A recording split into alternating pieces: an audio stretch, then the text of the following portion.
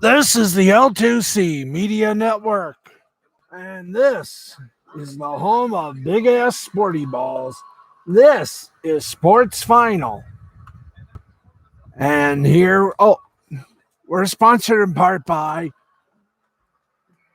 the L2C Network. And now, with the details that make the headlines of the world of sports go round and write out your address, here's Steve. Hey, how you doing, everybody? Good evening. Good God. It has been one of those days here in Michigan. Can I have turned down, please? Thank you. It's been that kind of a day here in ye old Michigan as we come to you, as always, from the beautiful place that we like to call. Turn down, please. I don't want to get a copyright strike. We have audio people. Anyway, folks. Is there a way we can? Thank you. Okay, folks. Thank you.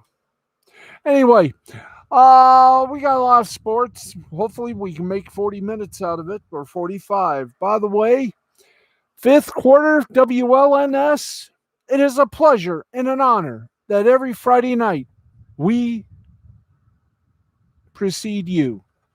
We salute you, Channel 6, Audrey, Nick, and Ian.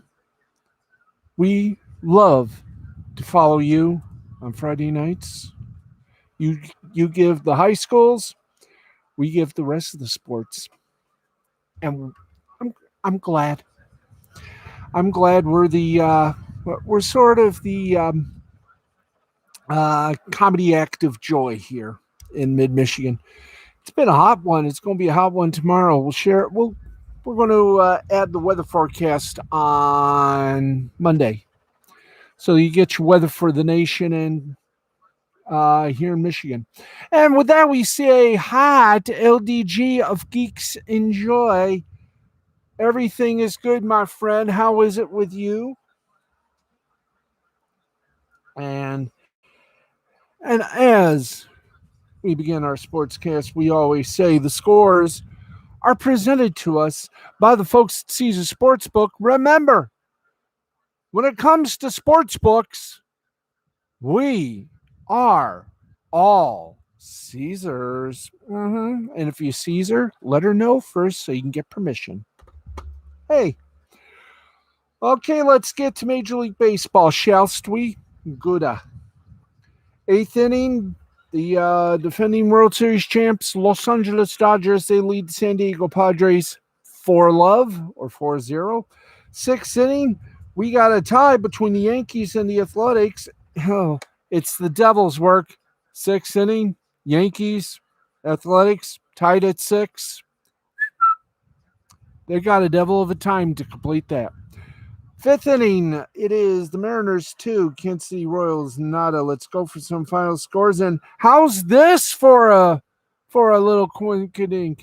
I think the Baltimore Orioles got sick and tired of us calling them the Warriors because they not only won, they spanked the Los Angeles Angels behind the woodshed with a rusty board, 13-1, 13-15-0 for the Orioles, 1-3-3 for the Angels. Your winning pitcher was Aiken, and he was aching to get a win. He got it. He's 1-8. Excuse me. Peguero got the loss. He's 0-1. Cincinnati Reds beat up on the Milwaukee Brewers 5-1, 5-7-0 for the Reds, 1-6-1 for the Brewers. Gray gets the win. He's 6-6. Anderson gets the loss. He's 4-8. Oh. Gale.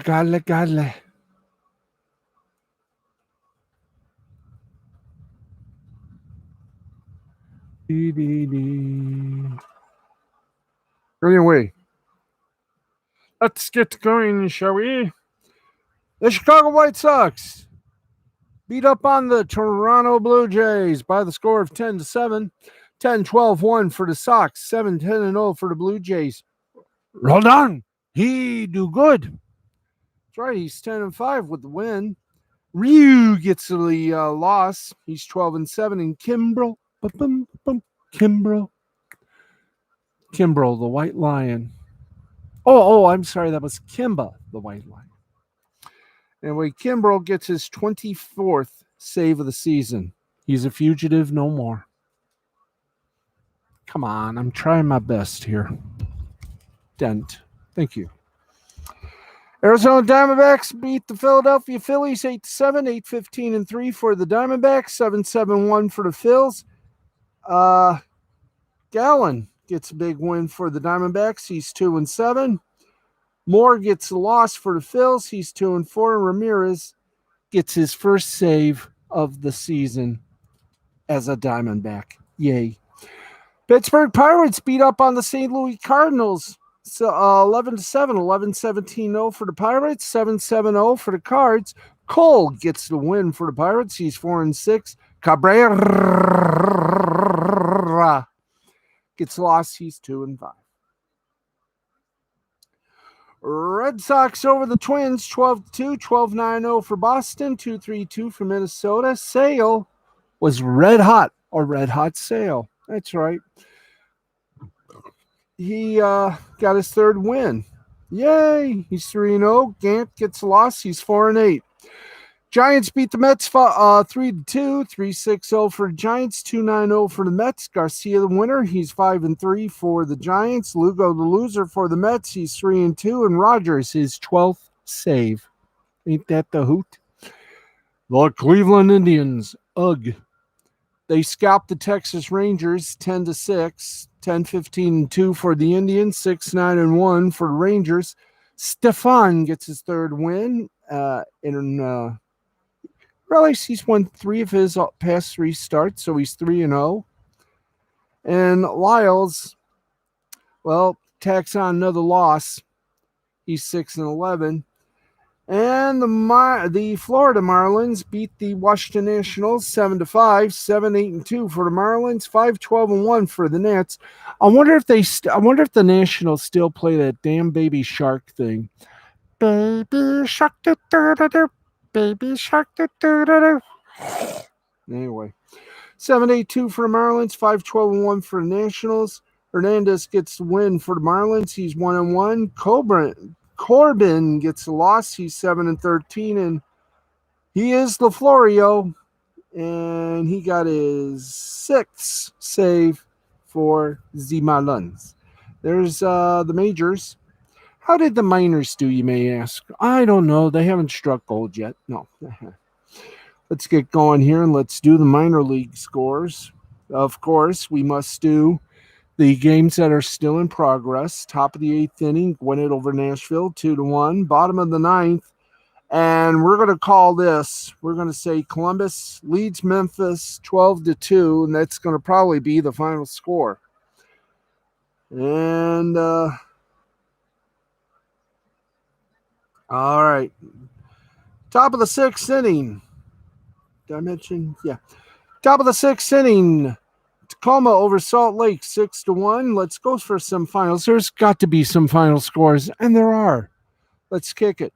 Jacksonville beat Norfolk 4-3, 4-9-1 for the Ville, 3-8-1 for the Folk. Sugarland over El Paso 9-2, 9-11-1 for Sugarland. Na na na na na na. Oh honey, honey. El Paso 2-4-1. In 11, it's Toledo 9, St. Paul 8, 9-11-0 for Toledo, 8-14-3 for St. Paul. Rochester over Syracuse 3-2, 3-8-0 Rochester, 2-5-1 Syracuse. Charlotte over Dunham. I always call it Dunham. It's Durham. Excuse. 9-2, 9-10-0 for Charlotte, 2-9-1 for Durham. Worcester over Buffalo 8-5, 8-11-2 for Worcester, 5-10-0 for Buffalo. Scranton Wilkes-Barre over Lehigh Valley 6-0, 6-10-0 for Scranton Wilkes-Barre, 0-4-0 for Lehigh Valley. Louisville over Indianapolis 5-1, 5-9-1 Louisville, 1-5-1 Indianapolis in the summertime. Las Vegas, baby, shooting craps and shooting bull. 6 Oklahoma City 1, 690 for Las Vegas, 151 for Oklahoma City. Omaha over Iowa, 3-2, 370 for the Omaha, 240 for the Iowa. Round Rock over Albuquerque, the Isotopes, 9-1, 991 for Round Rock, 132 for Albuquerque. El Paso over Sugar Land in the first game, 11-6, 11-14-0 for El Paso, 6-10-2 for Sugar Land. Sacramento and Reno posted of postponement. That's right, posted of postponement. You gotta love it. I've got to stop this. There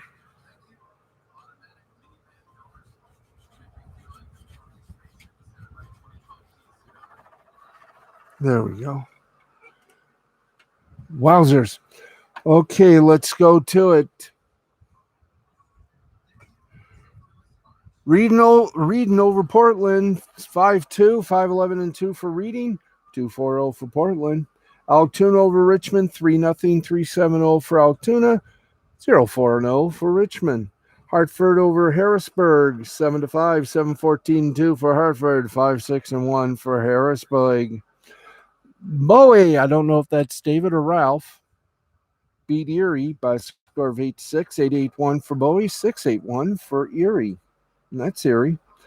Somerset over Akron, 7-3, 7-9-1 for the set, 3-4-1 for Akron. New Hampshire over Binghamton, 10-3, 10-15-0 for New Hampshire, 3-8-0 for Binghamton. Biloxi over Rocket City, 6-2, 6-9-1 Biloxi, 2-7-0 Rocket City.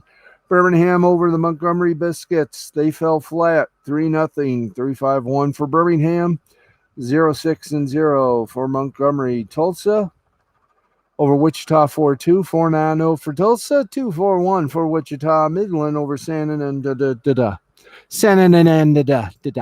Antonio by a score of 3-2, 3-10-0 for Midland. A2, 5-1 for San Antonio. Amarillo over Frisco. Kid was a friend of mine. Wah, wah, wah, wah. 4-1 final score, 4-6-0 for the lovely and talented Amarillo, 1-7-1 for Frisco. Arkansas over Corpus Christi, 2-1, 2-9-1 Arkansas, 1-4-0 Corpus Christi. Pensacola and Mississippi, Springfield, Northwest Arkansas, and Tennessee and Chattanooga. Well, Pensacola, Mississippi, and Tennessee, Chattanooga were canceled due to COVID, while Springfield and Northwest Arkansas were wet ground. They'll make that one up on August 27th. Oh, joy, oh, rapture. All right. Let's go from AA to high A. And here we go. Bottom fifth. Tri-City over Eugene, 6-0. N5, it's Vancouver 7, Hillsboro 2. Top of the 7th, looking down to the 8th, and I only had those lines to say. Spokane over Everett, 3-2. Final score, South Bend over Peoria, 3-2. That was the second game, 3-6-1 for South Bend, 2-3-1 Peoria. First game, Peoria won, 3-1, 3-6-0 for Peoria, 1-8-0 for South Bend. Asheville over Greensboro, 4-2, 4-9-2 Asheville, 2-5-0 Greensboro. Winston-Salem over Hudson Valley, 11-4, 11-12-0 for Winston-Salem, 4-5-0 Hudson Valley. Aberdeen over Brooklyn, 12-5, 12-6-3 for Aberdeen, 5-10-0 for Brooklyn. Lake County over Great Lakes by a score of 6-1, 6-5-0 Lake County, 1-5-2 Great Lakes. Jersey Shore over Wilmington, 9-5, 9-10-0 for Jersey Shore, Wilmington, 5-8-2. Greenville over Hickory, 10-2, 10-14-0 Greenville, 2-5-2 Hickory. Lansing over West Michigan, 1-0, 1-7-0 for Lansing, 0-8-2 for West Mich. The Quad Cities over Wisconsin, 7-5, 7-12-1 for the Quad, 5-9-0 for Wisconsin. Bowling Green over Rome, That was never built in a day. 2-1 final score. 2-7-1 Bowling Green. 1-6-1 for Rome. Cedar Rapids over Beloit. 8-0. 8-11-0 for Cedar Rapids. 0-9-0 for Beloit. Fort Wayne and Dayton scoreless. They had to suspend the game right just as they went to the top of the second inning.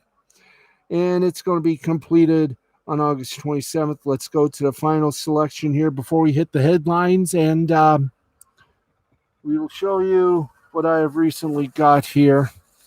And it's more than just the bubble wrap, which, God, I tell you, especially today, we all need some. All right, let's go to it. Top of the ninth, Rancho Cucamonga over Visalia, 9-4. After 6, it's Modesto over Fresno, 5-1. Top of the 7th, Stockton over the Inland Empire, 7-2. San Jose over Lake Elsinore, 10-2. At the bottom of the 7th, let's go finals. St. Lucie over Daytona, 4-3, 4-9-1. St. Lucie, 3-6-0 for Daytona. Jupiter over Palm Beach, 4-1, 4-6-1 Jupiter, 1-6-1 Palm Beach. Dunedin over Lakeland, 3-2, 3-6-0 Dunedin, 2-7-0 Lakeland. Fort Myer over Bradenton, 4-2, 4-5-1 for Fort Myer, 2-4-2 for Bradenton. Tampa over Clearwater, 9-4, 9-8-1 for Tampa, 4-7-4 for Clearwater. Kannapolis over Lynchburg, 5-4, 5-9-1 Kannapolis, 4-8-3 Lynchburg.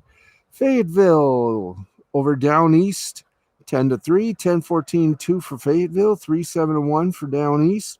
Myrtle Beach over Columbia, 9-8, 9-15-2 for Myrtle Beach, 8-9-1 for Columbia. Delmarva over Salem, 6-3, 6-12-2 for Delmarva, 3-6-1 for Salem. Fredericksburg over Carolina, 3-2, 3-5-0 for Fredericksburg, 2-8-1 for Carolina. Charleston over Augusta, 7-2, 7-11-1 for Charleston, 2-6-0 for Augusta. That's all your baseball scores. That's right. That's right. That's all the scores for you for baseball. 17 minutes of your life enchanted.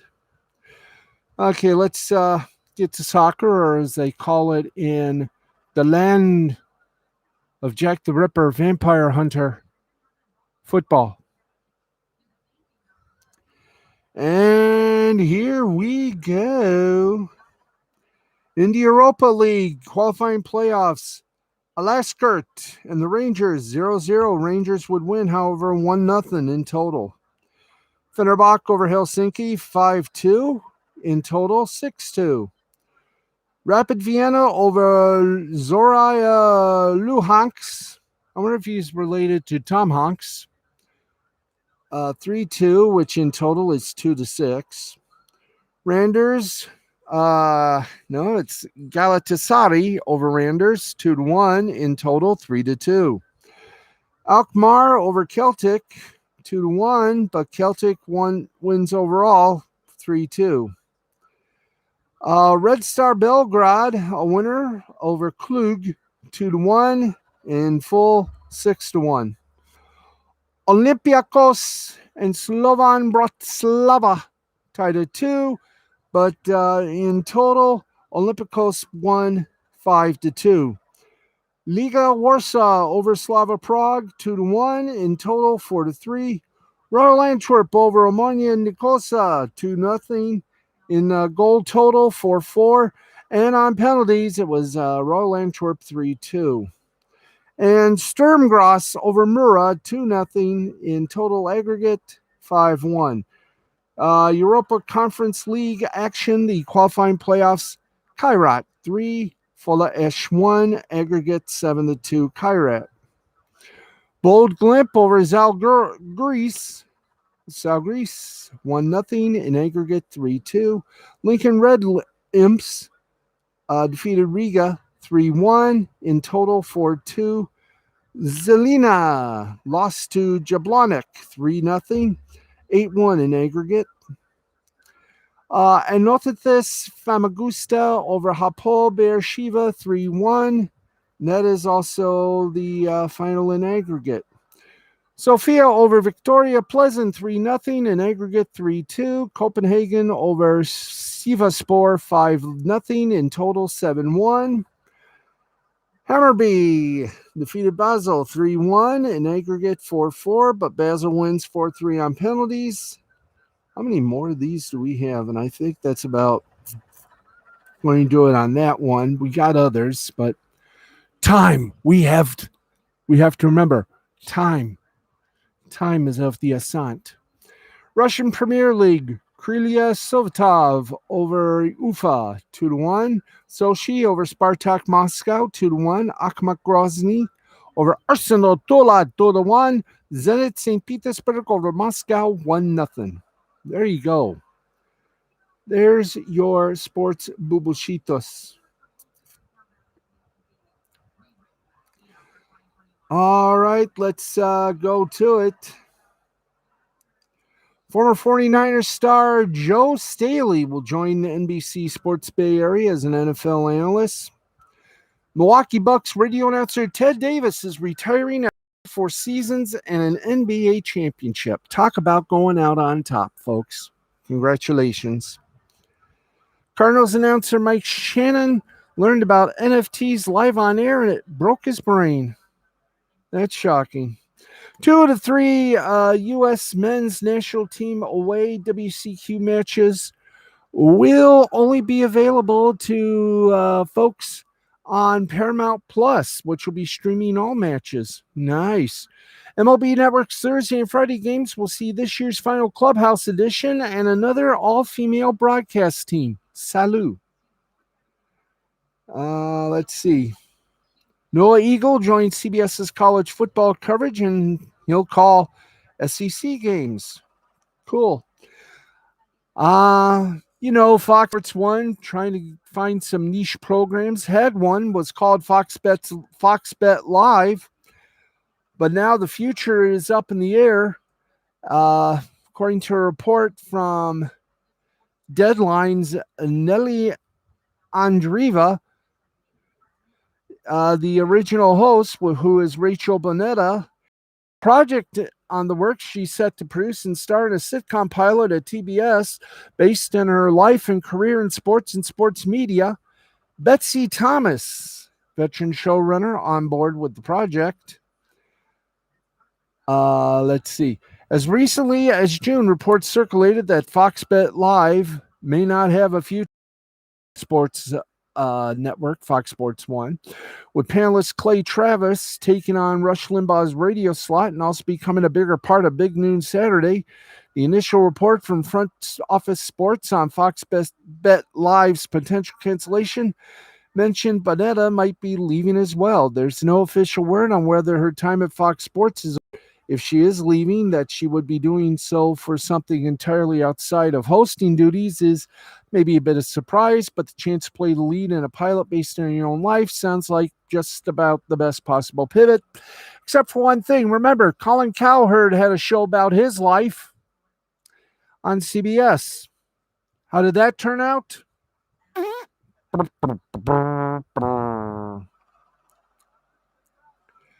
Yes. That did not turn out so good, did it now? There you go. On Thursday, CBS announced broadcast plans for their 2021 college football season. In addition to what you already know and have been accustomed to for a while now, Brad Nessler, Gary Danielson, Jamie Erdahl will call the SEC Game of the Week. Adam Zucker will host the studio show.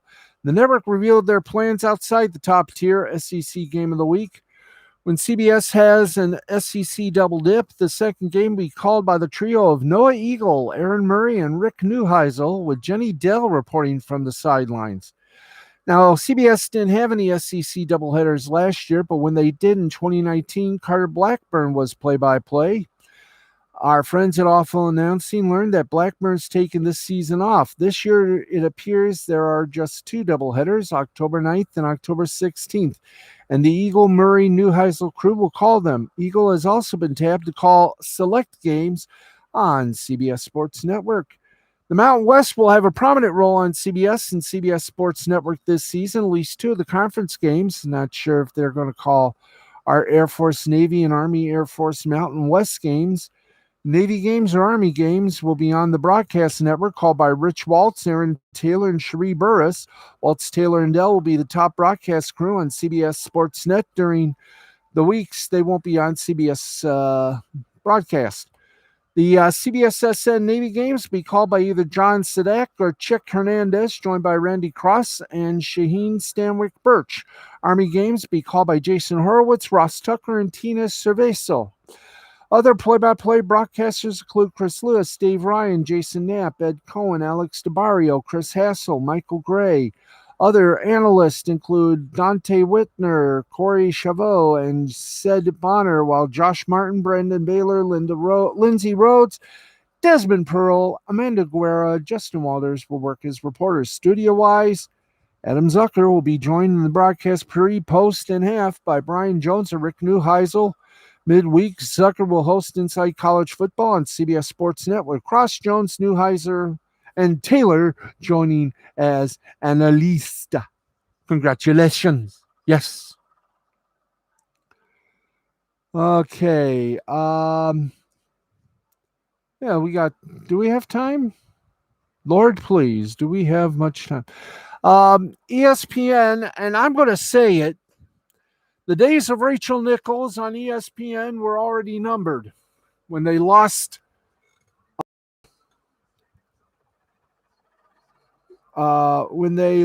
Maria Taylor to NBC. Well, now ESPN has dealt out the punishment. Rachel Nichols has been quote unquote dropped. While Nichols apologized for comments she made about Taylor in her hotel room with a video camera running and apologized on air, that didn't help. An episode of The Jump was canceled. Nichols was pulled from sideline reporting at the NBA Finals, and now her dismissal is complete. ESPN pulled Rachel Nichols from NBA programming, in effect canceling The Jump, which means she ain't got diddle poop to do with ESPN. It's sort of like, notably Nichols is still under contract for another year plus, and well, just to be blunt, she's going to sit the remainder of her contract out and earn some of that nice Disney / Hearst mega bucks. That's right. 2 weeks ago, ESPN announced that David Roberts will lead all NBA programming going forward, and his first move was certainly a decisive one. The Jump, which will still be on the air but with different hosts over the next few weeks, will be replaced with a new NBA weekday show in the lead up to the 21-22 season. I wonder what it's going to be called. The Leap? Or that should be a nice name. Tip-off. Now, yesterday, left First Take to host a new ESPN show. Or will ESPN X something to make room for both Kellerman's show and the new NBA show? Whatever it is, they've already replaced Nichols with the newcomer Malika Andrews. And,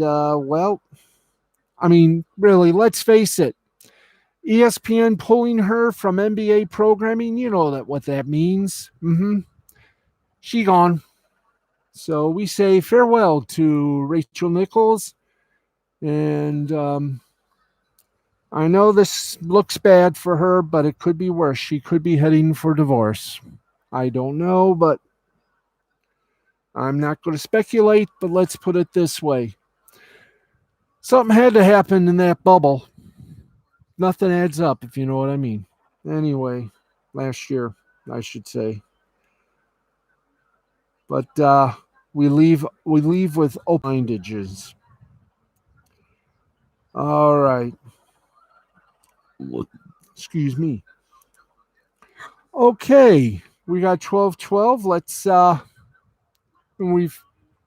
we're already past the halfway point of the show. Yay! Okay, let's oops. Missed the boop. That's boop. Okay, let's go to some NFL news. We saw there was it's been trade-a-palooza here. Carolina Panthers traded veteran linebacker Denzel Perryman and a 2022 seventh-round pick to the Las Vegas Raiders in exchange for a 2022 sixth-round pick. The former second-round pick out of Miami had spent his entire NFL career with the Chargers, but signed a 2-year, $6 million deal with the Panthers this offseason. However, he didn't last. Perryman was a Panther for 162 days. The Raiders gained a valuable body in the deal, but is that the only reason? I mean, they could be viewed as victors in this transaction. Yeah. Maybe. Maybe. Okay, let's go to baseball and give you this little notation. Phillies first baseman Rhys Hoskins returned to the lineup from the injured list on Sunday. Thursday, Phillies put him back on the injured list again with a left groin strain. This time around, his season is over and probably his sex life, too. Hoskins told reporters that he will undergo surgery to repair a tear in his lower abdomen. That's not where. Never mind. Given that the Phils entered Thursday 5 games out both in the NL East and from the second NL wildcard spot, in addition to Hoskins being a middle order bat, this is pretty tough news for them. He actually gone 3 for 8 with 3 home runs in his 3 games off the injured list. His 2021 season now complete. Hoskins ends with a 247, 334, 530 OPS. Slash, along with 29 doubles, 27 homers, 71 ribs. The Phillies are so far 6 games under 500. When he starts this season at 6 games over 500 when he starts the season, 6 games under when he doesn't. Excuse me for a moment. Got to, these days I'm going to get one of those newfangled chairs, so I can garner some comfort on my tushy. Because sitting like this doesn't help. I gotta sit straight and narrow and look like I know what I'm talking about. That's right. There we go. All right, let's keep going here. My lucky charm. Everybody's after it. That's right. Notre Dame coach Brian Kelly might have just made a slip of the tongue that could have revealed who will follow him as the head coach of the Irish. Kelly appeared on episode 2 of NBC Sports Race in America, Candid Conversation, referenced Notre Dame defensive coordinator Marcus Freeman's coaching future. And here's what he said at the 47-minute and 7-second mark. My defensive coordinator is black, and he's going to be the next head coach. Kelly said, while on a panel with Steph Curry, Del Curry, Vince Carter, Jimmy Rollins, Justin Tuck, CeCe Sabathia, and Kyle Rudolph. This is not about color or race. This is about things that he just talked about. Steph talked about the important things to be a CEO and understanding how to make people around you better. Now, it's unclear, of course, whether Kelly was referencing Freeman's future as a head coach in college football in general, or if he meant that Freeman would ultimately be his successor at Notre Dame. No matter what he meant, Freeman is certainly the up and comer in the coaching industry. The former Ohio State linebacker joined the Ohio State staff as a graduate assistant in 2010. After spending 1 year in the NFL, he quickly moved up the coaching ladder to become the co-defensive coordinator at Purdue in 2016 and full-time defensive coordinator and linebackers coach at Cincinnati from 2017 to 2020. Okay, back to the NFL. And the Green Bay Packers announced Wednesday they have placed wide receiver Devin Funchess on injured reserve, as we've told you, and his season could be over due to a hamstring injury. So they're going to get him some help. Okay. Let's go to this one here. And the coach of Washington, Ron Rivera, doesn't know who he's going to have as QB. Ryan Fitzpatrick, the present quarterback, signed a $10 million deal to become the Washington team's starting quarterback this offseason. He's talked about 2021 as an opportunity to enter the year as an unquestioned number one. But but Ron Rivera said, not so fast. There's going to be a competition. And we are in the last week of preseason, otherwise known as this Gong Show, is about to come to an end, and somebody is going to get hurt. And finally, the UEFA Champions League draw on Thursday saw 32 participants learn their group stage fate with Manchester City and Paris Saint-Germain pitted in the same group. All eyes now on the transfer market as Cristiano Ronaldo is forcing his way out of Juventus and angling for a move to Manchester City that could reward soccer fans everywhere with another round showdowns between Ronaldo and Lionel Messi. Ronaldo formerly asked Juventus for an exit. Fabrizio Romano, the CBS Sports soccer insider, who added that Manchester City are preparing to make an official bid in the near future in the hopes of the two sides coming to terms on an agreement. Ronaldo will not be available for Juventus City's A home opener against Empoli on Saturday. By the way, you can catch that match Saturday on Paramount Plus. Jorge Mendes, Ronaldo's agent, held what was described as a Purin with Juventus about his client's future. The Juve board told Mendes, who is now in Porto, that the club has no intention to let Ronaldo leave on a free transfer, which is what Manchester City and Mendes seeks. Romano adds that there's still no official bid on the table from Manchester City. Romano adds that Juve want approximately €30 million fee for Ronaldo, while Manchester City currently has no intention of paying. We're locked in the ultimate staring contest between two Euro giants. Who's going to blink first? You better believe it's going to be Manchester City. So, good luck and God bless, ye merry, gentle humans. You realize we've done it. That's right. We have done it. We have gone the gauntlet. Oh, we got some time here. I get to do what we do sometimes if we have time. Is that today I got a nice little package. That is from Red Gaze Studios or Blood Bond Books, and here it is, folks. I'm gonna show it to you like this. Got to tilt it so the shine does not show. But there it is, Volume 1, The Drive. It is Bonds. It is by Nai Riam. There it is, folks. Right there, there's the box. We look inside, and there you see it, folks. There is the comic book. And on the back here, the other side, we got some nice little artworks. A little, whatever you call those things, page stoppers, and some little cards. There we go. I like the artwork, though. The artwork is amazing. And there you go.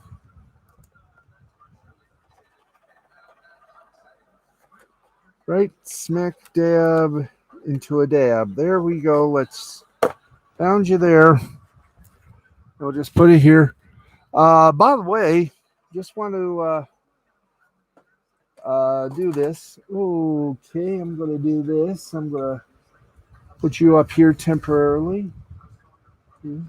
Oh, where's the, it's on my foot. Okay.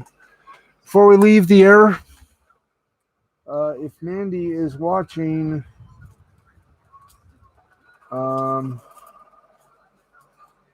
If Mandy is watching, where is it?